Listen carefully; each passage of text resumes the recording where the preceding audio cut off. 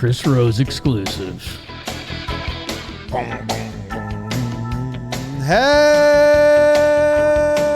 Hello and welcome to another team profile and projection here on Talkin Baseball, where we're giving you an episode a day every day until opening day. And on today's episode, we're talking about your 2024 Cleveland Guardians, ranked 21st out of all MLB teams by you guys. And thanks to SeatGeek for sponsoring the video.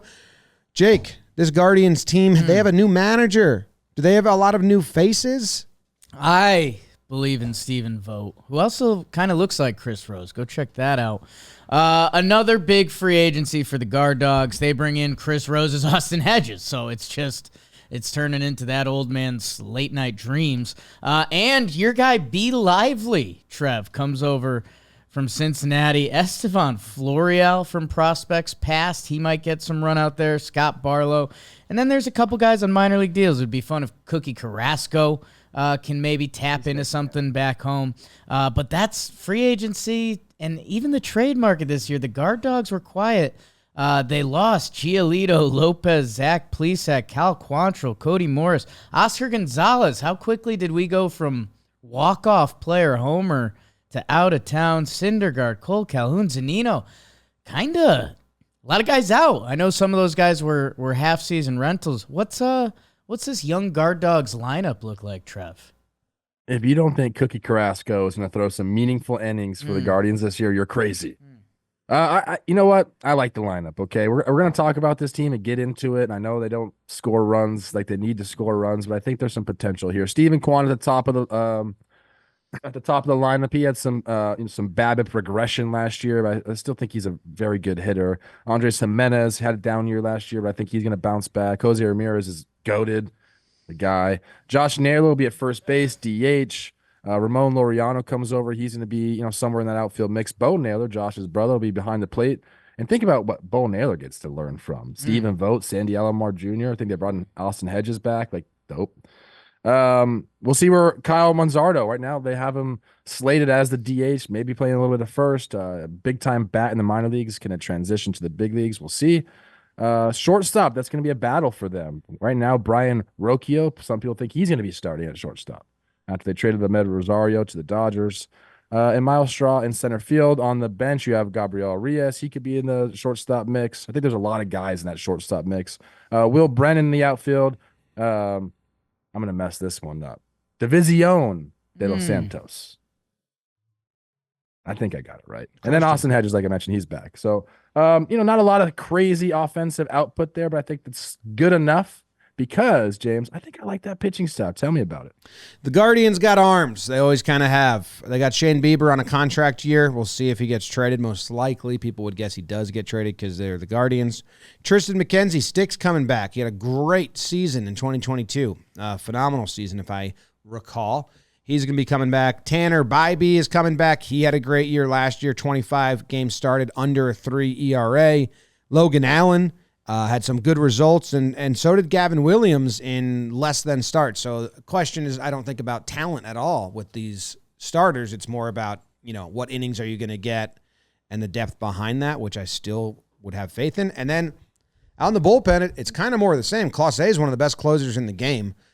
He's incredible. Every year I do a deep dive into how easy he makes saves, and it's pretty fun. Trevor Stephen, setup man. Scott Barlow, setup man. Jake mentioned Ben Lively. You got Sam Henches, yeah. Nick Sandin, Eli Morgan. I believe Eli Morgan is a fan of the show. I believe his dad. Shout out Eli. His dad told us that. So shout out at all of them.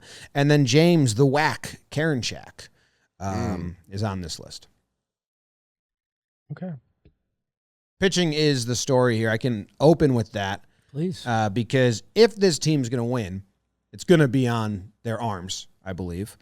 And they do have a lot of good pitching. Now, the other thing is, are they going to be, if they're in contention, do they keep Bieber around? Most likely not. You also got, Clase is wrapped up for a while, right? Yeah, they signed him. But they've been entertaining it. Does Sticks come back and return to form? Because if he does, that's incredible. Tanner Bybee, Gavin Williams, are they going to give you what they were? Because these guys were giving you pretty good chances to win every game. Like, they've got good arms.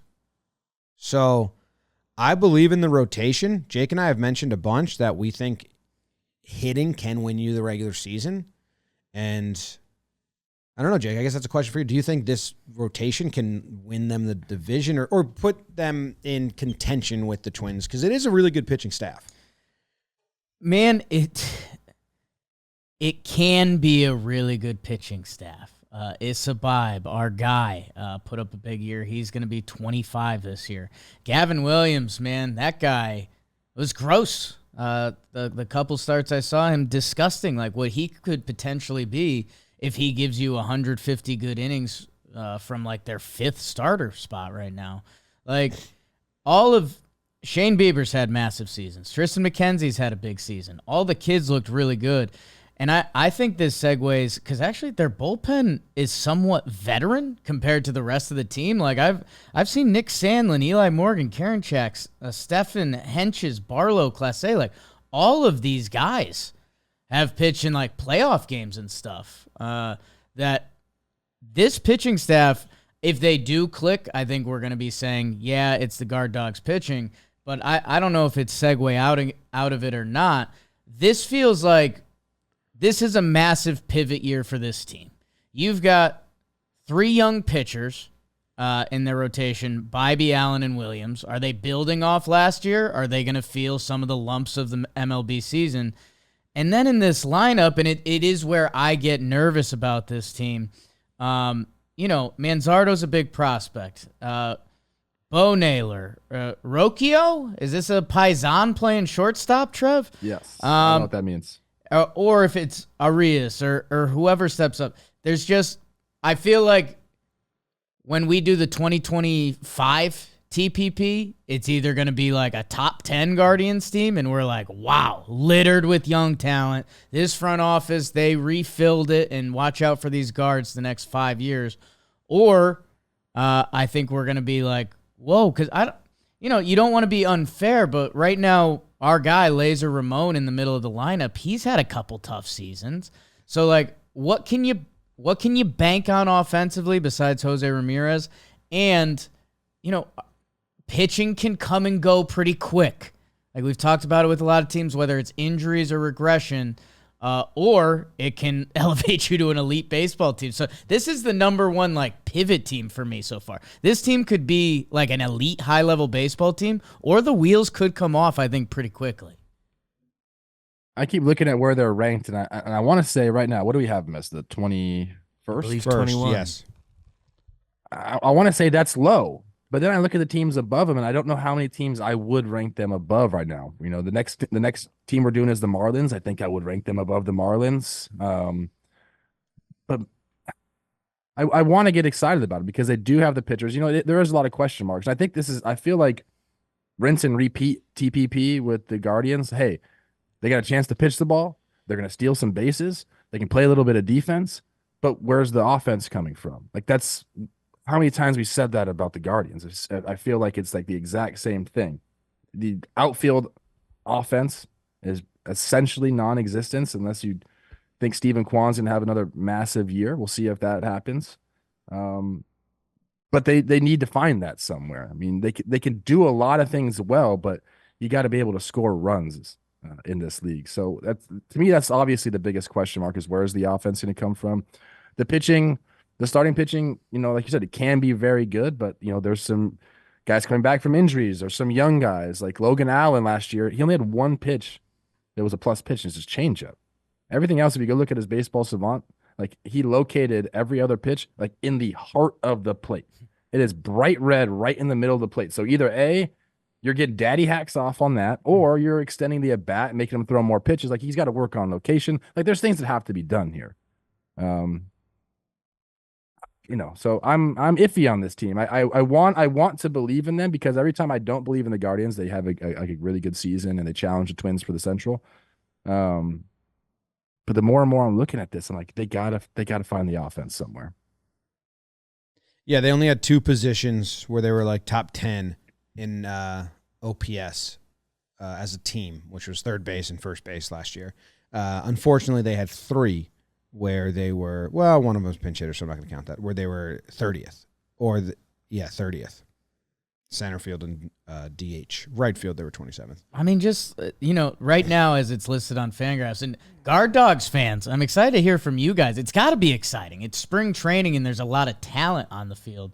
But at the same time, what are we going to be saying next year? Right now, 6, 7, 8. Bo Naylor, the 24-year-old left-handed catcher who showed a spurt at the end of the season. Like, is that who he is? Because then he becomes one of the best young catchers in baseball. Manzardo, the big prospect they traded from the Rays. Like, does he put up this upstart rookie season and he's a cornerstone? And Rocchio or Arias or whoever steps up at shortstop, like catcher, shortstop, first base, you're looking at like a core of your team and, one of the positions that's always been looked at to be a run-driving position for an offense that feels like we're talking year in and year out has some struggles that I just don't know.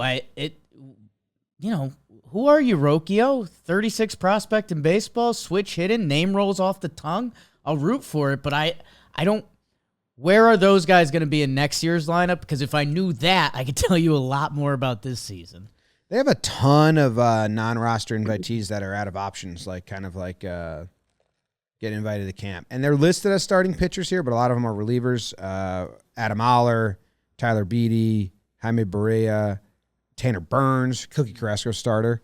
I wonder if that's a lot, decent amount that are, in AAA, but non-roster invitee without options, not prospects. Like, wonder if that's their depth. That's how they're going to, or is that support for the young guys? They have so much young arms. They want to get a lot of like veteran-ish guys in camp. Stephen Vogt's got a lot to handle his first year, right?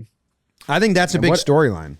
I think it is too, because you go from Tito, who, we talk about managers, and I specifically talk about managers and how much can they really do. Francona was like the organizational leader, and anybody that played for him, they wanted to win for Tito. You don't get that all the time. Vogt's incredible. Like he's, people talk all the time about this guy's going to be the manager. This guy, he's going to be a great manager. Stephen Vogt was the most no-brainer guy that was going to transition into a coaching role.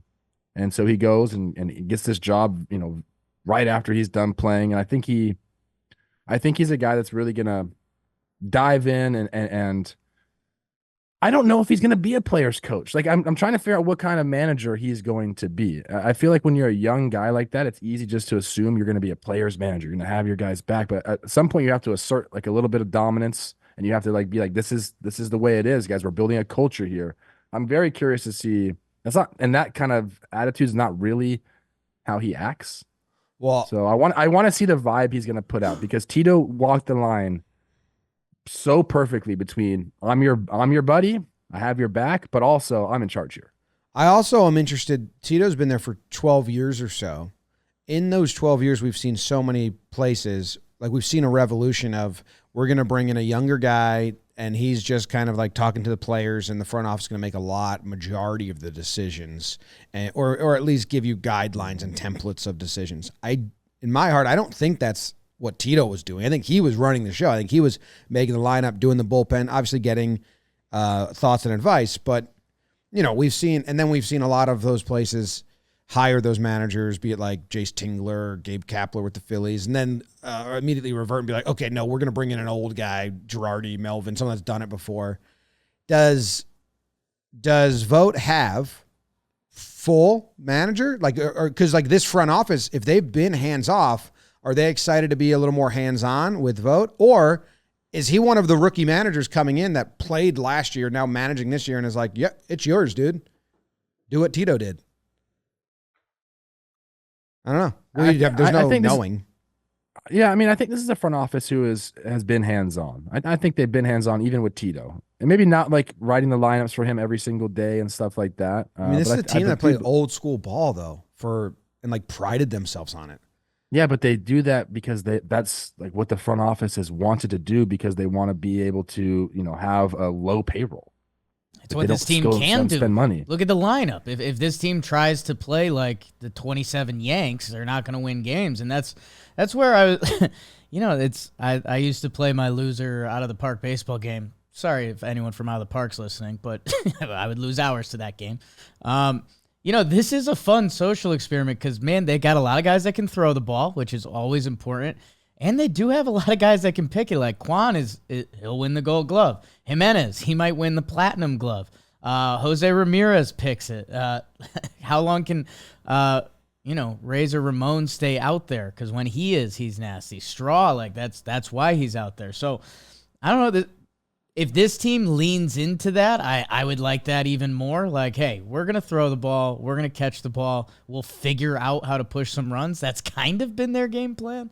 So I don't know. If they keep leaning into that, you're going to win enough ball games. And it's just interesting to see where does it land in the Central and where does it land around that trade deadline? Because like you mentioned with Bieber, this team has shown they will bail if the price tag is right. Like they are that 54% win percentage front office, that makes me a little nervous. Because last season, Trev, you were getting frustrated. They ran out of pitchers. That was, I mean, Guardians fans, tell me how you felt last year, but one of the weirder seasons ever. You're in the playoff hunt, you trade your guys away, but then you bring in some guys, then you trade them away when you fall out of it, or you wavered them away when you fell out of it. Like, what a weird they were time to be a fan. They were 2 games back, right? Like around the deadline, they were 2 games back. Weird. They have 4 30-year-olds on their 26-man roster, and the oldest player on the roster is Ben Lively at 32. It's crazy. I have a question for you guys. Yeah. A team that desperately needs offense, specifically in the power department, and you have JD Martinez sitting there. Obviously, they have Josh Naylor and maybe this guy Manzardo starting the year on their roster. Are those guys good enough just to not go out and get a JD Martinez on a 1-year deal?